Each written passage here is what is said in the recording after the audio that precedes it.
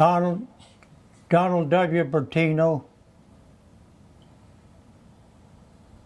I got drafted in June of 1943, right out of high school in Pennsylvania, Windber, Pennsylvania. Were you in the Army? I was in the Army, and gave me a 3-day ride to Fort Bliss, El Paso, Texas. From cold to hot. Let's put it that way. Yeah, what was basic training like? It wasn't sweet, let's put it that way. But I survived. I survived. I had a couple of sergeants were, you know, pretty nasty. But most other than that, they were pretty good. Where did they send me? Yes. Louisiana Maneuvers, Shreveport, Louisiana. After Louisiana Maneuvers, went to Camp Polk, which is Fort Polk now, and 3-4 months in Camp Livingston, in the same area, Louisiana, Shreveport. I set the fuse on the shell. How many feet I shoot that airplane down. And during World War II, I got to the rank of private first class. Then I got discharged in Fort Indian Town Gap in 1946. I joined the Army Reserve. And I got a discharge from the Army Reserve. And in 1949, I joined the Pennsylvania National Guard. Okay. And what happened? Korea broke out.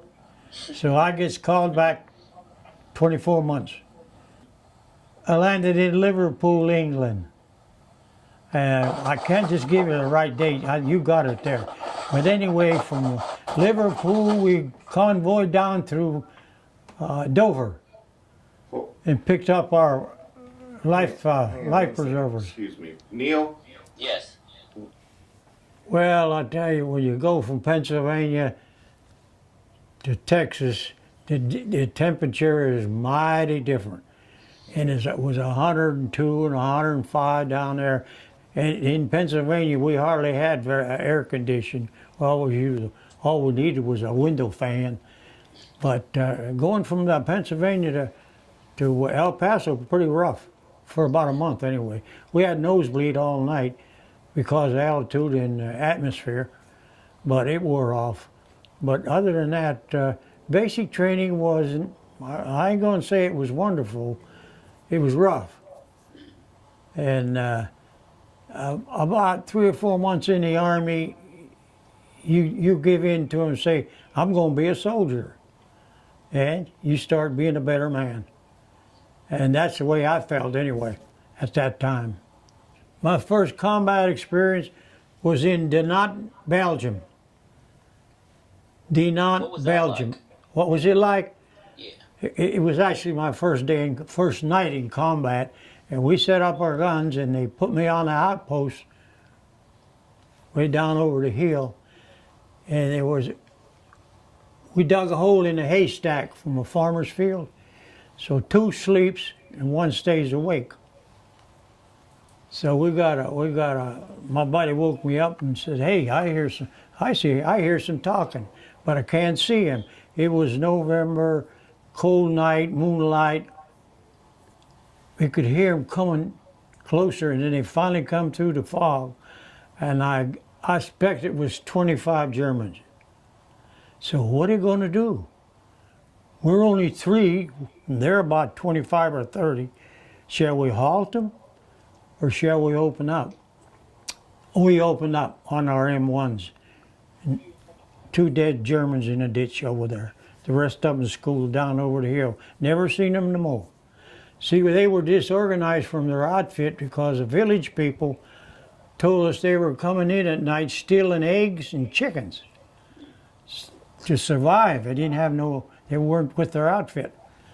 So that's how we knew that they was coming in to give themselves up. So the next night the captain says, hey, we better start halting. and get these people in. So we got a lieutenant German and a sergeant and brought them up to the CP. And the CP was down underground under the tunnel. So the lieutenant went in first and got questioned. And when they asked the sergeant to go in the CP, he ran off through a potato patch and they shot him dead. I don't know why he picked up and run. He could have been living today. But that's war. He got all shook up, I guess. And they buried him right on where the guns were. And believe it or not, the village people came and dug him up and brought him to another grave. They didn't want him in their village. At that time, they called him Bosch. Germans were Bosch to the Belgian people. But night after night, we was taking prisoners. We made a barbed wire cage and put them in, and they'd come and pick them up every morning. So one of them came in the motor pool one night, and we halted him. He only put one arm up. We thought he had a pistol or gun in the other hand, so they killed him right on the spot. Other than that, though, we was taking him prisoner pretty regular. Maastricht, Holland. Okay. It was like Belgian border and the German border, close to Aachen. And we stayed there about 3-4 months, set up our guns. We did a lot of shooting there in Maastricht. And Christmas Shooting Day. Planes or soldiers? What? Were you shooting planes? Let's hold that. We were shooting Hold German aircraft. I can't remember anything else. Other than that, they kept coming in with their hands up, and we captured them and put them in the barbed wire fence overnight. They'd come and pick them up the next morning. That was in Belgium. You didn't jump to Maastricht yet, did you? Not yet. Not yet. You want to? Yeah, I got Denon pretty well clear, Belgium clear, pretty well Okay. clear. Okay. I could walk over the Belgian border from our guns. Once in a while we sneak over there for a beer. Just a beer? Yeah, but So- we did so you- most of our firing in Europe, in Maastricht, Holland, because we were there 3 or 4 months. And right close to the Battle of the Bulge, and from December the 16th to January 20th or something like that. We had a pretty rough, Battle of the Bulge time anyway. Snow and cold, oh man. That was another thing that was over. The coldest weather in Europe in 20 years. That's what they told us anyway. But we got through it. And I consider myself pretty lucky. I'm still here.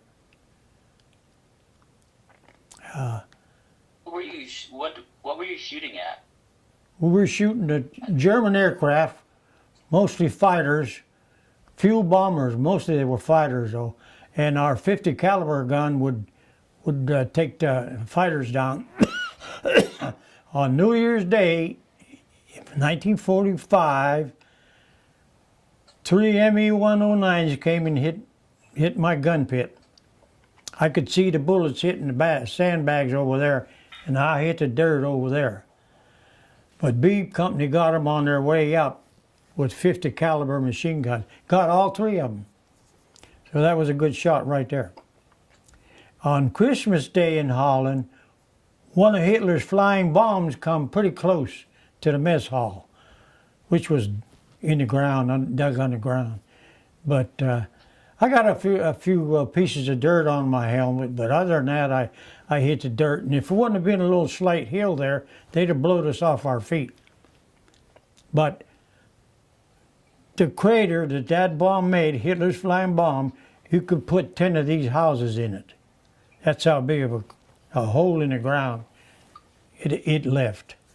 All the shingles in the village, them clay shingles, were blown off the roof. We had to go there and put canvas on all them people's houses.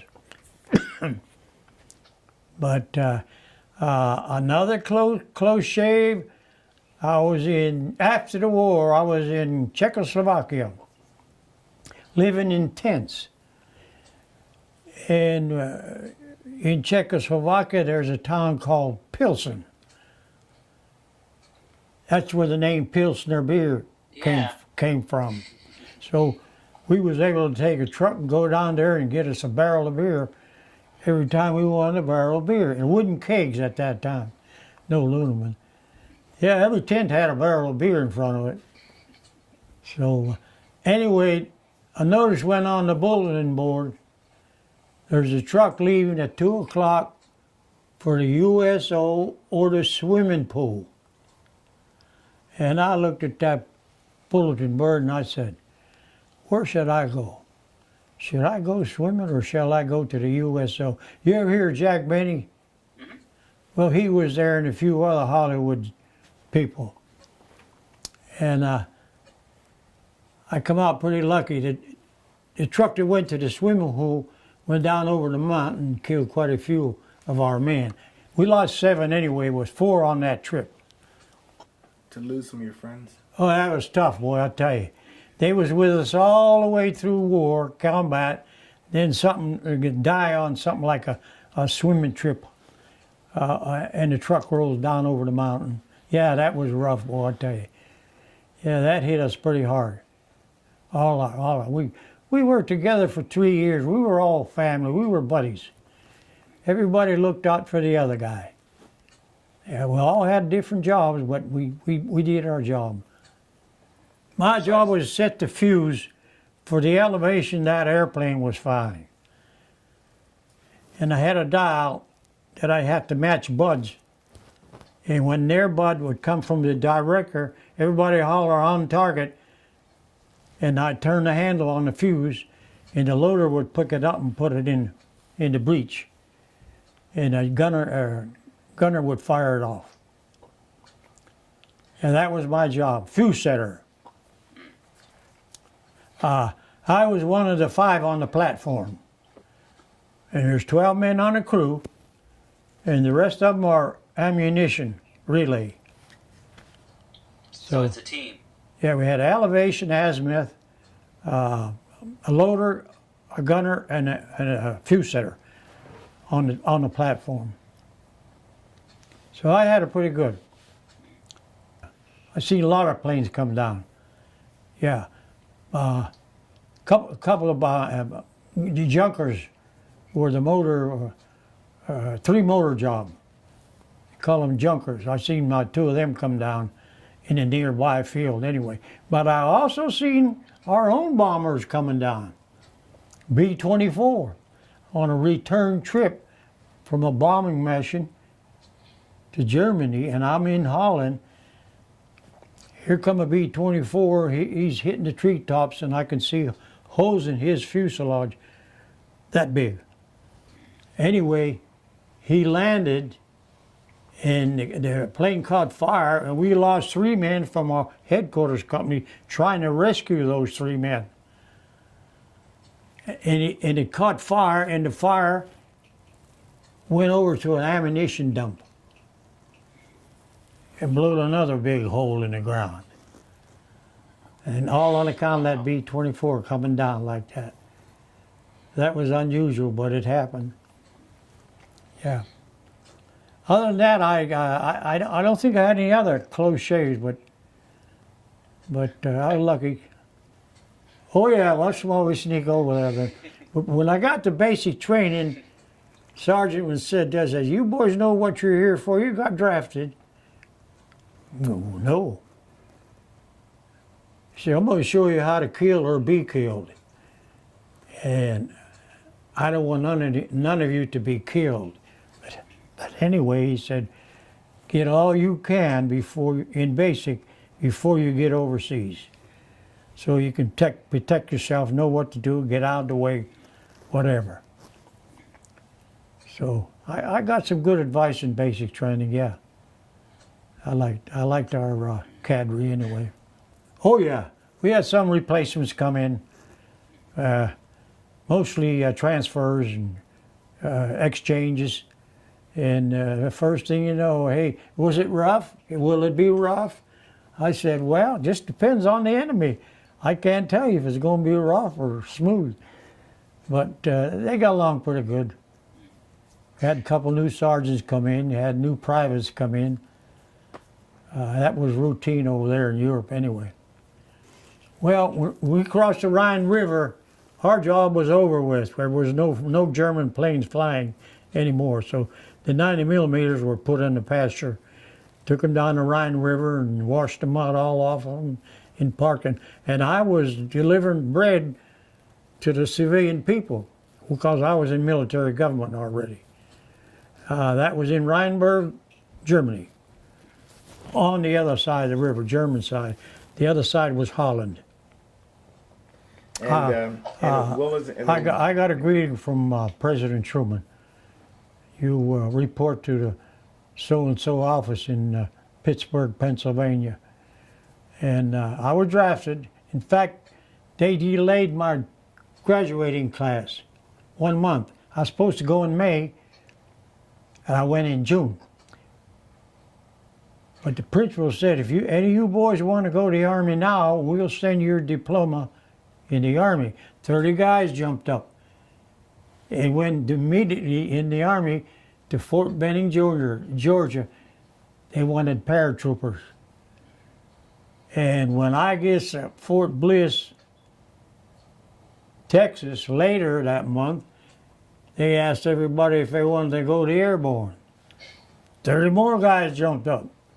And off they went to Fort Benning, and I was that close to going airborne.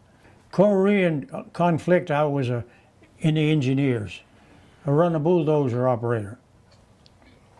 When you first joined? You mean when I first got drafted? Yeah, when you first went. I said, man, I'm going to have my paycheck in my pocket. I'm going to be on my own.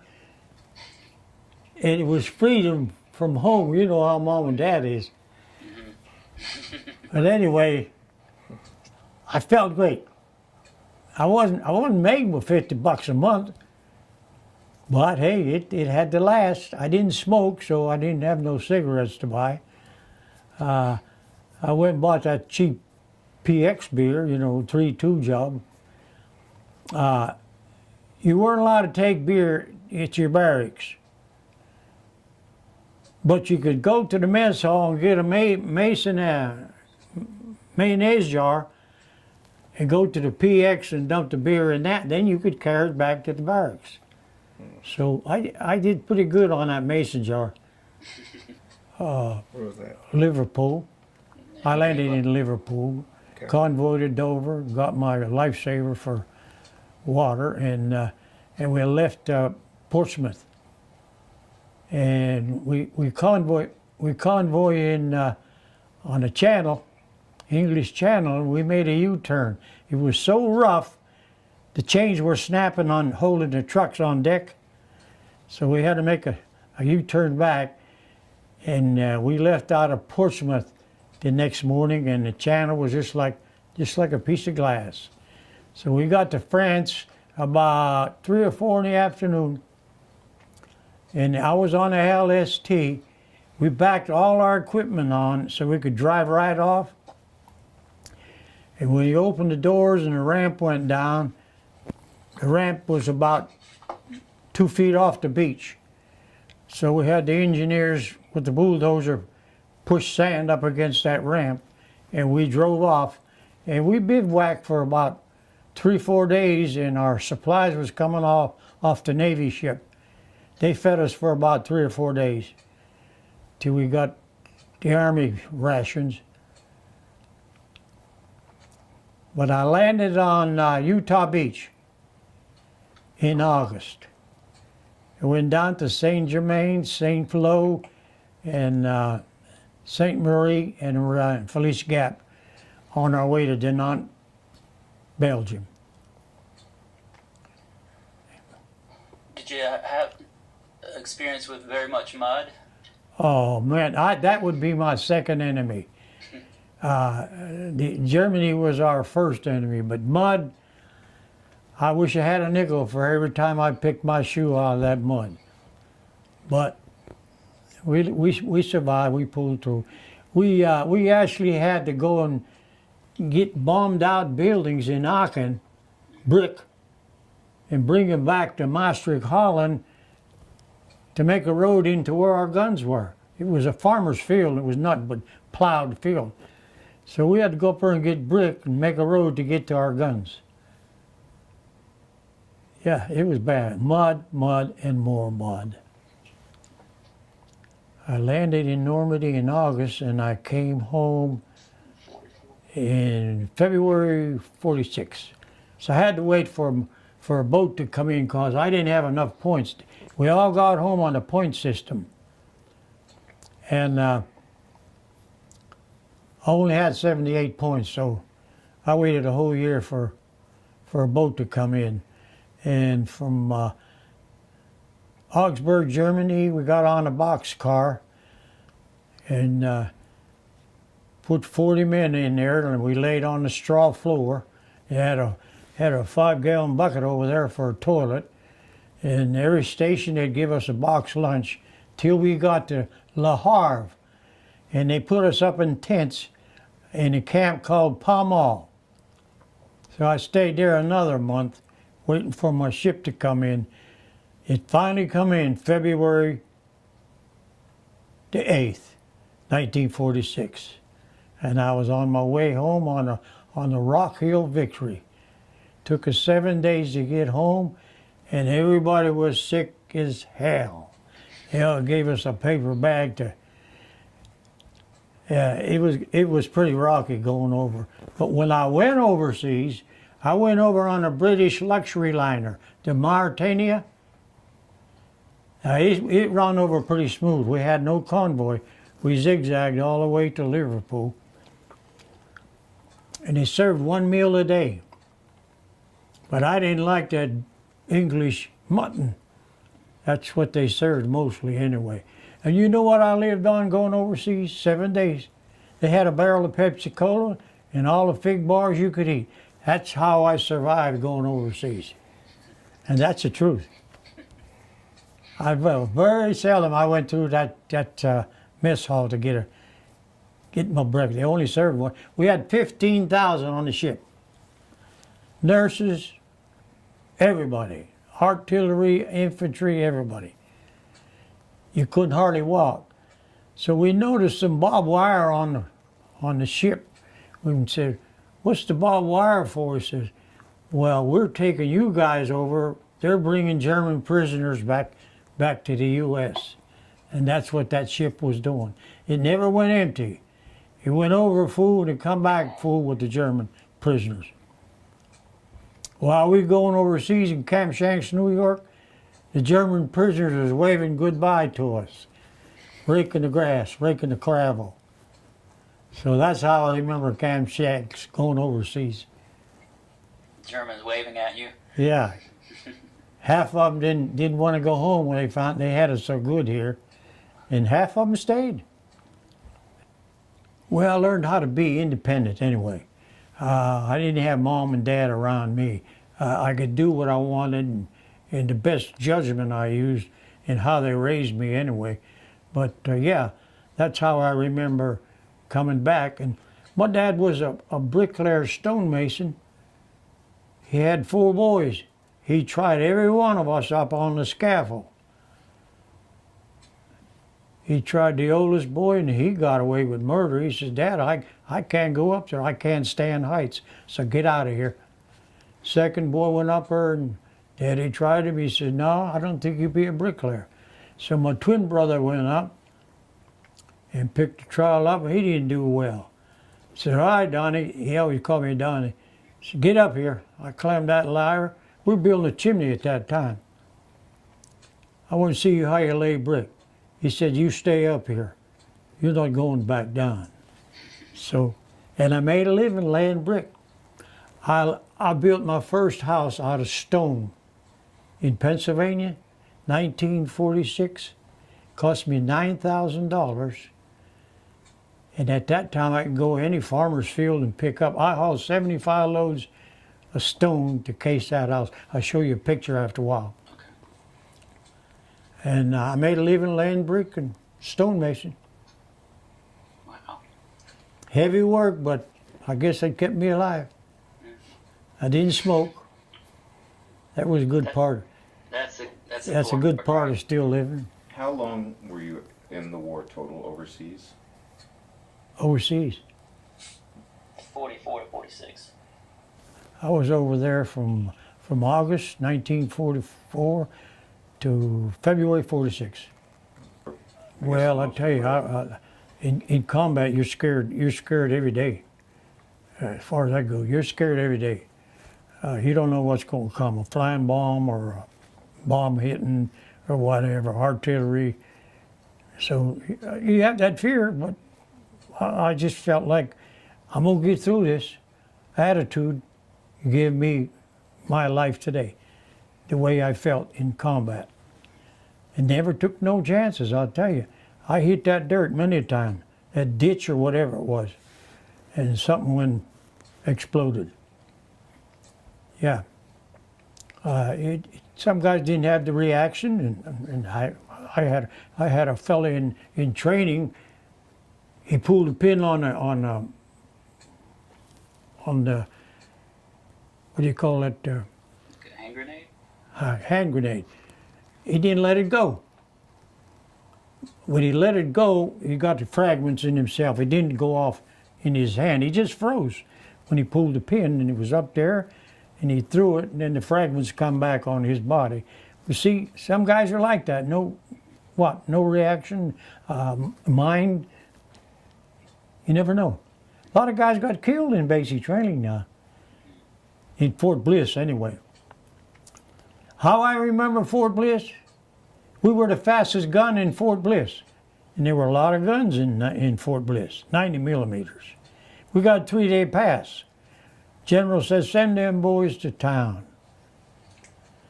It was the middle of the month, we were all broke. Well, we're going to town anyway. So we went to town, we hawked our high school ring, wristwatches, whatever. And we stayed at the YMCA, which was 50 cents a night, with breakfast in the swimming pool. And we managed to have a little beer in the evening, money for beer. So after we got back to camp and got paid, we went to the pawn shop and got our graduation rings and watches and everything back. So we didn't do bad. Everything was cheap them days. My first Mexican food was in El Paso. It was a hot tamale. They sold them on the street corner for a nickel. And that's my first experience on Mexican food, hot tamale. Did you like it? Yeah. I like Mexican food right now. We go pretty often here. My son-in-law was San Antonio boy. He was born in Mexico. That boy that was with me today, yeah, that's my son-in-law. Okay. Yeah, and he put me on pretty regular on a Mexican dinner every Sunday after church. That's nice. Yeah. I'm going to tell you, I don't know why they took the draft away. Every man should have 2 years in the military. If he goes in and didn't know nothing, after 2 years, he's going to be a better man. Any part of the Air Force, Marines, Army, it don't matter. I still think they should keep the draft and draft these young boys, and when they come out, they're a better man. That's my opinion. Because I seen a lot of it happen in my 3 years in the wartime. Help your buddy, help your friends, help a civilian person. It don't matter where you're at. Be a soldier when you go on furlough, and let the people be proud of you, whatever city you're going through. And I met a lot of people going home on furlough, all the way from El Paso to Illinois or St. Louis or wherever. I met a lot of people, nice people. They treated a soldier, especially World War II. If they seen a soldier on the road, they'd pick him up and give him a 100-mile ride. I expect they'll do it now, but most of the GIs don't wear their uniform like we did. When we got to Indian Town Gap, They said, you got a uniform, you send them civilian clothes home. You'll be in uniform for the next 3 years. And that's how that was when I entered the Army. And I'm going from Pittsburgh to El Paso, and we stopped in Rock Island, Illinois. It was January, snowing like mad, and they stopped in to resurface the train, and the conductor come in there and he said, all right, you boys, there's a little restaurant over there. Get off, we're going to be here about 40, 45 minutes till they grease up and fill up coal and water, because everything was steam engine then. There was no diesel. Went in that restaurant, and a man come up there, he said, oh man, here comes the Army, he said. Give them boys anything they want, sandwiches, a meal, beer, whatever. That's how a World War II guy got treated. It don't matter where he went. He was number one. And I tell a new guy today, don't be afraid to wear that uniform. Put it on when you go on furlough. Go to town. Most of them don't though. Right here in Fort Bragg, anyway. But you know, by the time I was wearing khaki then, when I got in the Army, your windows are up on a coach, standard coach, and the black smoke from the engines coming right in the window. So my khakis was about like gray when I got to El Paso, just from the dirt coming off of that engine. No air conditioning, but we survived 3 days from Pittsburgh to El Paso. 3 days and 3 nights. Got to Fort Bliss 10 o'clock at night, and first sergeant said, all right, you guys, line up here in column of twos. We didn't know what a column of two was from a three. We all kind of got on that and said, I'm T.C. Miller. I'm going to be your first sergeant from now till you get out of the Army. And he was 28 years in the Army when we got there. He was gray-haired already. He was rough. He was rough. He run the company, not the captain. But anyway, when we got overseas, you said, we're going to shoot that son of a gun. No, nobody shot him. He was the first one going home. He had 200 points. He was the first one to go home after the war. T.C. Miller. I liked the guy. I learned a lot from him. But a lot of guys didn't like him. What'd you learn from him? How to be a soldier. Yeah, how to be a soldier. He put it in you. He put it in you, that guy, I tell you. But looking back now, I enjoyed every bit of my active duty and reserve time. I just feel sorry I got out when I did. I would have loved to have gone for 20 years, but it didn't happen. So I'm here living at 92, and I thank the Lord for what I went through, and I learned a lot in them 92 years. I think I did well. I'd say that's pretty good stuff. That's a nice little ending. I like that right there. All right. So what's the first one? Huh? What's the first uniform? What's this? This is winter dress. My shirt. That's my Ike jacket. Got that after World War II, and this is what I wore in World War II. I was used to this kind of. Then not that one. I had to get ordered that through California. And that's my first patch, anti-aircraft. And this is Korean War, 20th Corps, Fort Leonard Wood, Missouri. Got my ribbons on, but that's all right.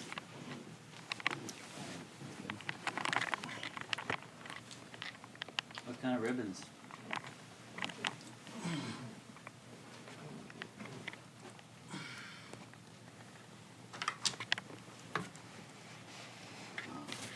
That's my summer uniform. Wow.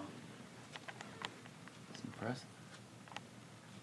So what does that stand for? European theater with conduct, expert, occupation,